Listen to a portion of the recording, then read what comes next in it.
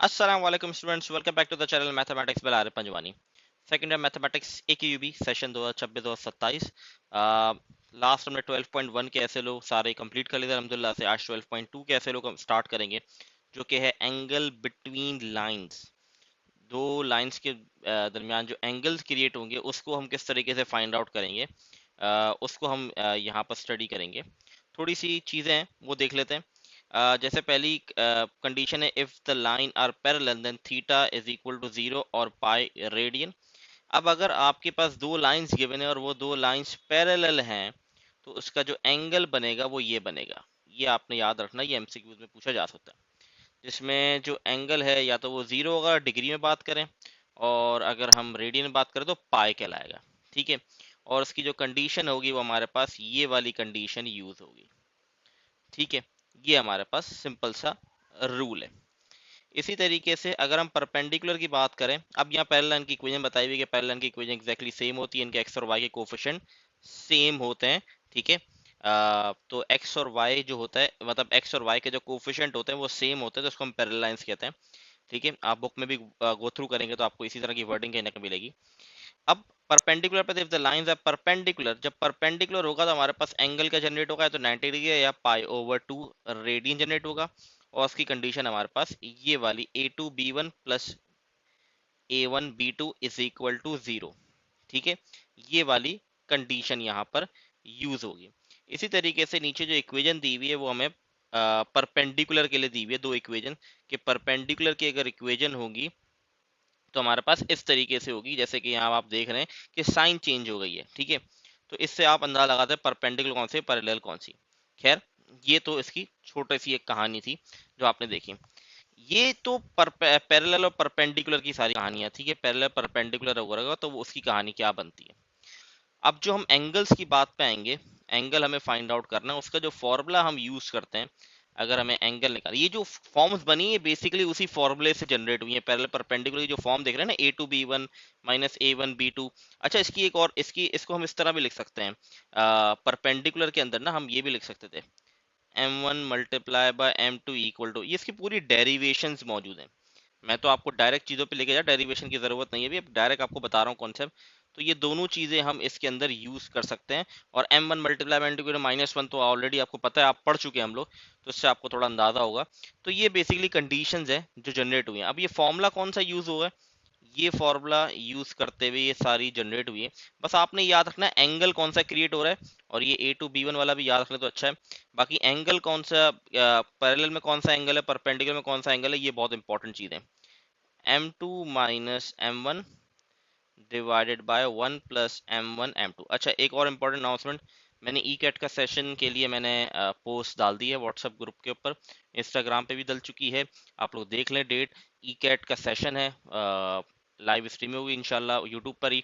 तो उसमें बेसिकली मैंने चीज़ें पोस्ट पे डाली हुई, क्या क्या चीज़ें वहाँ पर डिस्कस होंगी, और इसको जल्दी शुरू करना क्यों ज़रूरी है और उसकी स्टार्टिंग से ही प्रिपरेशन करना क्यों ज़रूरी है, वो सारे इंशाल्लाह हम डिस्कस करेंगे। और दूसरा इंपॉर्टेंट पॉइंट, मैंने असाइनमेंट भी इंशाल्लाह मैं भी इस वीडियो के बाद मैं, है ना, व्हाट्सएप पे एक लिंक शेयर कर दूंगा जिसमें आपको 12.1 जो एसएलओ में हमने जो जो पढ़ा है उन सब से रिलेटेड क्वेश्चन है असाइनमेंट के। ठीक है, इसको गो थ्रू करें। कुछ क्वेश्चन में आपको मुश्किल होगी, मैं समझता हूँ, वो इंशाल्लाह नेक्स्ट वीडियो के अंदर मैं उसकी भी चीज़ों को बता दूंगा, लेकिन पहले आप लोग ट्राई करें, कोशिश करें। नेक्स्ट वीडियो जो होगी उसमें इंशाल्लाह मैं कोशिश करूंगा, पहले थोड़ा दो तीन सवाल ऐसे हैं जो मुझे पता है आप लोग फंसेंगे, वो मैं इंशाल्लाह थोड़ा गाइड कर दूंगा नेक्स्ट वीडियो के अंदर। अच्छा, ये फॉर्मूला है जो हम यूज करेंगे इसके अंदर, tan theta is equal to M2 minus M1 upon 1 plus M1 M2 angle निकालने के लिए। और ये जो ऊपर आप चीज़ें कंडीशन देख रहे हैं वो इसी से ही ड्राइव किए गए हैं। अगर आप डेरिवेशन चाहते हैं, पता कर ये पढ़ना चाहते हैं, तो मैं आपको पेज नंबर भी थोड़ा सा बताया तो देख कर एक बार, आई थिंक पेज नंबर 219 है। अगर सिंध बोर्ड की बुक की बात करें, वहाँ भी कहीं ना कहीं आपको मिल ही जाएगा कॉन्सेप्ट, क्या कहते हैं, पंजाब बोर्ड की बुक के अंदर भी इसका कॉन्सेप्ट होगा, डेरिवेशन होगी, वरना सिंध बोर्ड की बुक के अंदर 219 पेज पे आपको इसकी डेरिवेशन पूरी मिल जाएगी। ठीक है। अच्छा जी, आगे बढ़ते हैं। अच्छा जी, angle between two coplanar intersection straight line. अब what is the angle between two line when they intersect at origin and one of the line passes through 2,3 and the other line pass through -3,6। अब इसको कैसे solve करेंगे, इसके लिए हमें help की ज़रूरत पड़ेगी। तो स्टार्ट करते हैं।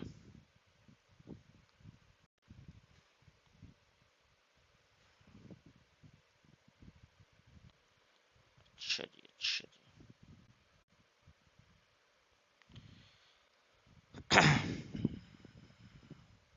ये हमने स्ट्रेट लाइन,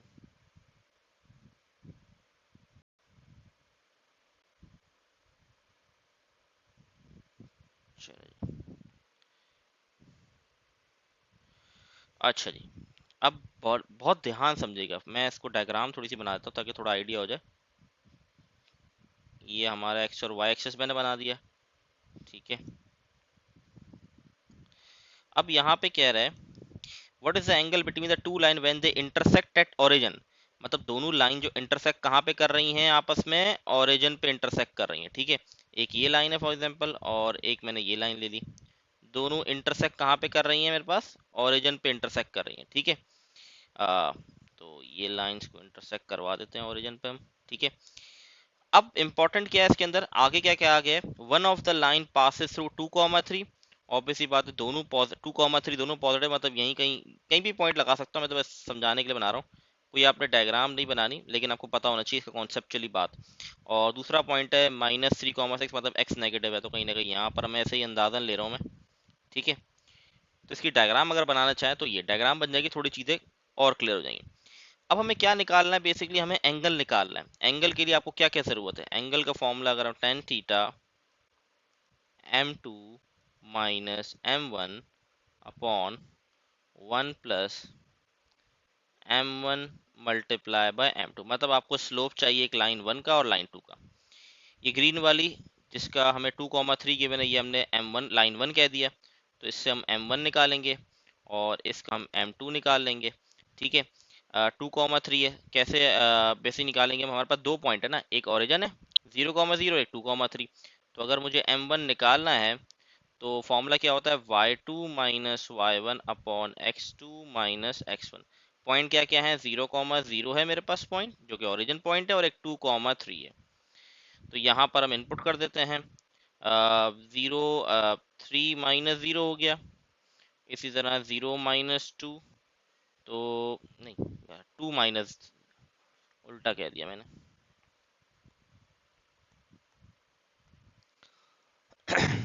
2 - 0, तो ये हमारे पास आ गया 3/2। तो ये मेरे पास किसकी वैल्यू आ गई, m1 की वैल्यू आ गई।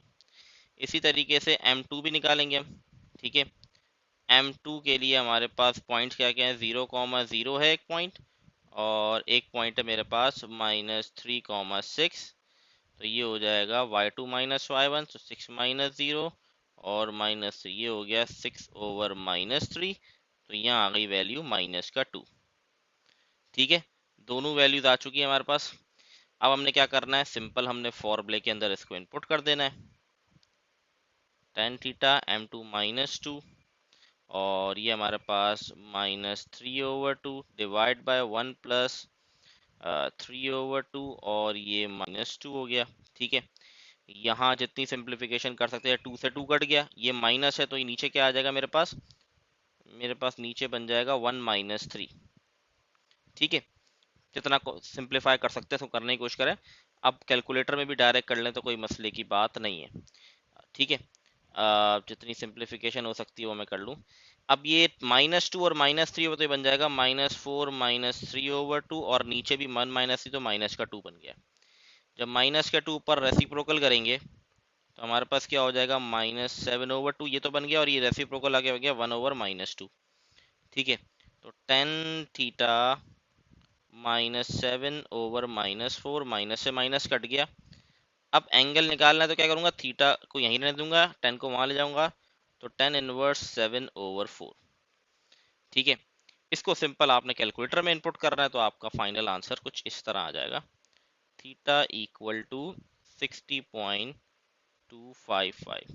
अच्छा, डिग्री में रखिएगा कैलकुलेटर को, ठीक है, डिग्री में काम करना है आपने, डिग्री में रख के करेगा, ठीक है। तो ये आपका फाइनल आंसर है कैलकुलेटर से। आई होप ये सारी चीज़ें आपको निकालने आती होंगी। इनवर्स आपने फर्स्ट ईयर पढ़ी हुई है, इसमें सारे 10 कॉस तो हमने बड़ा डिटेल में ही पढ़ा था, तो आई होप ये वाली चीज़ तो आप लोगों को क्लियर होगी, इसमें कोई मसला नहीं होगा। नेक्स्ट क्वेश्चन हमारे पास है, find the equation of a line through the point 3,2। Find the equation of a line through the point 3,2 and make an angle 45 with the line x - 2y = 3। देखिए सेकेंडर की मैथ्स के लिए बड़ा इंपॉर्टेंट है, practice आपकी बहुत ज़्यादा होनी चाहिए, क्योंकि वर्ड प्रॉब्लम जैसे क्वेश्चंस आपको मिलेंगे और आप कॉन्सेप्चुअली क्लियर नहीं हुए चीज़ों में तो आपके लिए बहुत मुश्किल हो जाएगा, आप गड़बड़ कर जाएंगे। अब ये सवाल मुश्किल नहीं है, लेकिन इसको समझना बहुत ज़रूरी है कि इक्वेजन किसकी निकाली। Find the equation of a line through point 3,2। एक लाइन है 3,2, इसकी इक्वेजन जो 3,2 से गुजरे, इसकी इक्वेजन फाइंड आउट करनी है। ठीक है, पहली चीज़ तो ये हो गई। अब मैं पहले एक्स और वाई एक्सेस बनाया था, थोड़ा सा डायग्राम बनाने से थोड़ी सी हेल्प मिल जाती है आपको चीज़ें समझने में। ठीक है, अब मैं यहाँ पर डायग्राम, दो लाइन है। ठीक है, अब दो लाइंस कैसे पता चलिए, अब देखिए एक लाइन है जो 3,2 से गुजर रही है, जिसको मैंने लाइन 1 कह दिया। ठीक है, 3,2 से उसकी इक्वेजन निकाले, मतलब इसकी मुझे इस लाइन की इक्वेजन चाहिए। ठीक है, making an angle 45 with the line, मतलब ये एंगल जनरेट कर रही है 45 डिग्री एक दूसरी लाइन से, जिसकी इक्वेजन दी गई है x minus 2y equal to 3। तो वर्डिंग से अगर डायग्राम बनाना आ गई तो ये और बहुत आसान कर देगा सवाल को। वैसे इतना मुश्किल नहीं है, लेकिन ऑब्वियसली बात है शुरू शुरू में प्रैक्टिस है, आदत नहीं है इस तरह के सवाल करने की, आप लोग के लिए थोड़ी नई मैथ्स है, तो जरूरी है कि कॉन्सेप्चुअली क्लियर होंगे और डायग्राम बना लेंगे तो आसान हो जाएगा। ठीक है, पेपर में भले ना बनाए, लेकिन अभी थोड़ी प्रैक्टिस करने के लिए मैं कह रहा हूँ। अब मुझे जिस लाइन की इक्वेजन निकालनी है वो ये वाली लाइन है। ठीक है, ये वाली लाइन की मुझे इक्वेजन बनानी है। ठीक है, ये पिंक वाली। अब एक इक्वेजन बनाने के लिए किस चीज की जरूरत पड़ती है, पॉइंट हो और स्लोप हो, मेरे पास बन जाएगा या। लेकिन यहाँ पर मेरे पास पॉइंट तो मौजूद है लेकिन कोई स्लोप नहीं है, या तो दो पॉइंट हो। ठीक है, इससे भी हम बना सकते हैं, हमारे पास ऐसा फॉर्म दो पॉइंट भी नहीं, एक ही पॉइंट है। और हम यहाँ अंदाजे से अपनी तरफ से पॉइंट नहीं लगा ले सकते, क्योंकि यहाँ पे कोई पॉइंट दिया होता वर्डिंग, क्योंकि डायग्राम जो बना रहा हूँ ये एक रफली बना रहा हूँ, कोई एक्यूरेटली नहीं बना रहा। ठीक है, एक्यूरेट बन भी सकती है यहाँ पर। ठीक है, तो अब यहाँ क्या किया जाए, L1 जो है जिसके जिसकी इक्वेशन निकला उसका से पॉइंट, तो हम क्या करेंगे, गौर से देखे बड़ा ध्यान से। जो इक्वेशन दी है एल लाइन 2 की, अभी लाइन 2 की बात करता हूँ, जिसकी इक्वेशन दी गई है x minus 2y is equal to 3।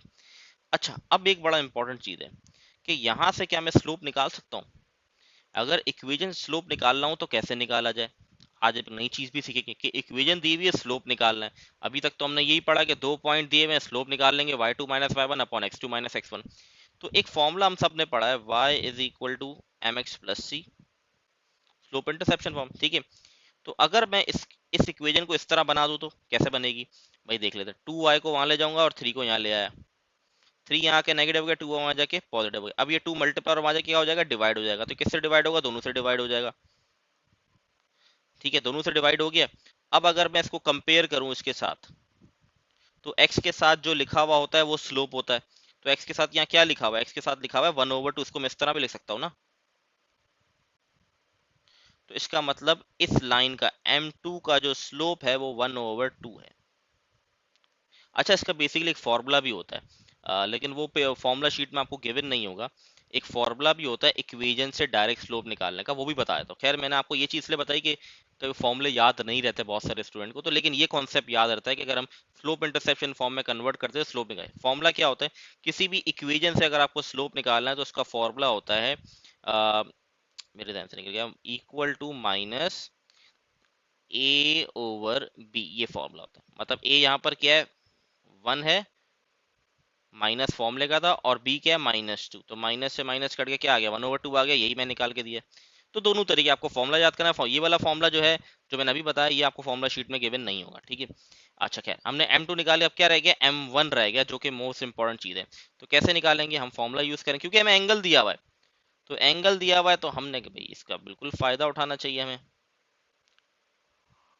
ये हो जाएगा 1 + m1 m2।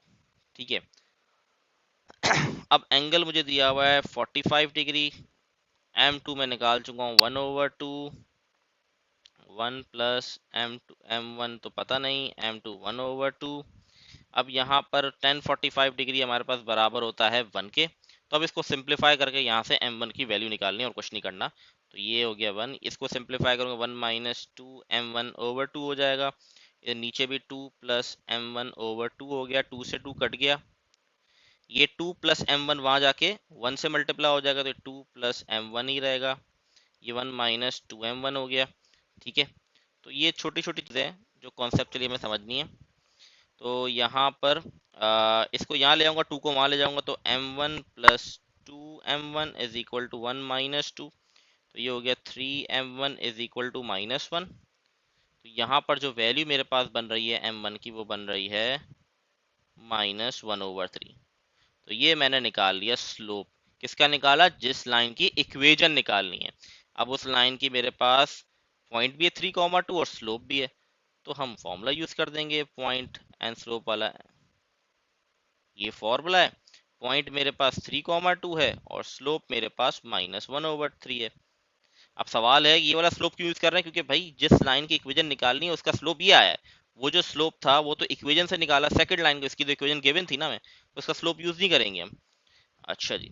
अब यहाँ पर y-2 is equal to -1/3, x-3। 3 को वहाँ मल्टीप्लाई करा दूंगा तो 3y-6, और -1 जब मल्टीप्लाई होगा तो साइन चेंज हो जाएंगी। अब x को पॉजिटिव रखें, जैसे कि मैं नॉर्मली कहता हूँ x पॉजिटिव होना चाहिए, तो x को वहाँ ले जाऊंगा। 3y ऑलरेडी यहाँ है, 3 भी यहाँ आ गया, तो ये हो गया x plus 3y-9 equal to 0। ये हमारा फाइनल आंसर इसका आ गया। ठीक है, और आई होप ये क्लियर होगा सवाल। थोड़ा सा लेंदी था, लेकिन थोड़े से लेंदी चीज़ें कर लेंगे, प्रैक्टिस कर लेंगे तो हो जाएगा। आई होप आप वो चीज़ें क्लियर हो गई होंगी। हमारा मकसद है कि किसी तरीके से कॉन्सेप्ट, अब हो सकता है इसमें तो कोई छोटा सा कॉन्सेप्ट आपसे पूछ लिया जाए, ठीक है, लेकिन आपको तरीकेकार आना चाहिए, सॉल्व करना कैसे आपको पूरा आना चाहिए। ठीक है, तो आई होप ये क्लियर होगा। क्वेश्चन नंबर 3, बड़ा सिंपल सा क्वेश्चन है। Find the angle between two lines. Angle निकालना है दो line, one of which is x axis, which is the axis and the other line is x minus। Okay okay okay, I think ये सवाल में which is, अच्छा इस सवाल के अंदर ये है which is the x axis है। ठीक है, अब मैं आपको समझाता हूँ सवाल क्या कह रहा है। सवाल हमें ये कह रहा है कि हमें एंगल निकालना है दो लाइन के दरमियान, जिसमें से जो एक लाइन है वो है ये x एक्सिस, और जो दूसरी लाइन है उसकी इक्वेशन दे दी गई है। फॉर समझे ये एक लाइन है और एक ये लाइन है, इनके दरमियान का मुझे एंगल निकालना है। ठीक है, और ये मेरी लाइन 2 हो गई। ठीक है, जिसकी मुझे इक्वेशन दी गई है, क्या दी हुई है, x-y+4 इक्वल टू 0। अच्छा एक और चीज़, बड़ी बेसिक चीज़ है, पता होनी चाहिए। मैं रिवाइज करवाना भूल गया, लेकिन मैं अभी अभी बता देता हूँ। ये वो क्या है, ये जो लाइन है ये हॉरिजॉन्टल लाइन है। ठीक है, ये लाइन क्या है, हॉरिजॉन्टल लाइन है। तो याद रहे हॉरिजॉन्टल लाइन का स्लोप जो होता है वो क्या होता है, वो होता है 0। मतलब इस m1 का जो स्लोप होगा वो 0 होगा। अगर ये कॉन्सेप्ट नहीं पता, पढ़ा जरूर होगा, शायद भूल गए हो, मैं रिवाइज कराना मेरे जहन से निकल, मुझे याद पड़ा, शायद मैंने नहीं बताया, ये वाला रिपीट नहीं करवाया, ये पढ़ा आपने 9 मीटर में जरूर होगा। हॉरिजॉन्टल का स्लोप 0 होता है, वर्टिकल का अनडिफाइंड होता है, और अगर आपके पास लाइन इस तरह ऊपर की तरफ जा रही है तो आप कहते हैं कि स्लोप पॉजिटिव है। अगर आपकी लाइन नीचे की तरफ डाउनवर्ड जाए तो आप कहते हैं स्लोप की वैल्यू नेगेटिव होगी। ठीक है, ये छोटी सी चीज़ थी, मुझे याद ही थी, मैंने बताई, मेरे ख्याल से नहीं बताई, तो ये मैंने कहा रिवाइज। तो यहाँ पर जो ये पहली लाइन है जो एक्स एक्सिस पे लिखा हुआ which is the x axis, इस पे मिस टाइपिंग मिस्टेक है, तो वो इसका स्लोप 0 हो गया। अब दूसरी जो इक्वेशन है उसका स्लोप निकालना पड़ेगा। उसका इसका स्लोप कैसे निकलेगा m2 का, अभी फॉर्मूला बताया -a/b। तो ये -1 और नीचे -1, तो ये कट गया तो 1 ही आ गया माइनस में, तो m2 1 आ गया मेरे पास। तो फॉर्मूला क्या है, tan theta m2 minus m1, तो 1 माइनस 0, 1 प्लस 0 एंड 1, तो ये मेरे पास बन जाएगा tan थीटा इक्वल टू 1। तो ये 10 वहाँ जाके tan इनवर्स हो गया, तो ये आ गया 45 डिग्री। तो थीटा मेरे पास आ गया, ओ सॉरी क्या कह रहा हूँ मैं, 10 की वैल्यू 1 ना, 1 पुट करने से यहाँ पर एंगल मेरे पास आ गया 45 डिग्री, क्योंकि 10 45 डिग्री 1 के बराबर होता है। आई होप ये सवाल आपको क्लियर होगा। अच्छा हाँ, एक और चीज़ मेरे जहन में भी आई, कहीं कहीं आपको इस तरह भी लिखा हुआ देखेगा फॉर्मूला।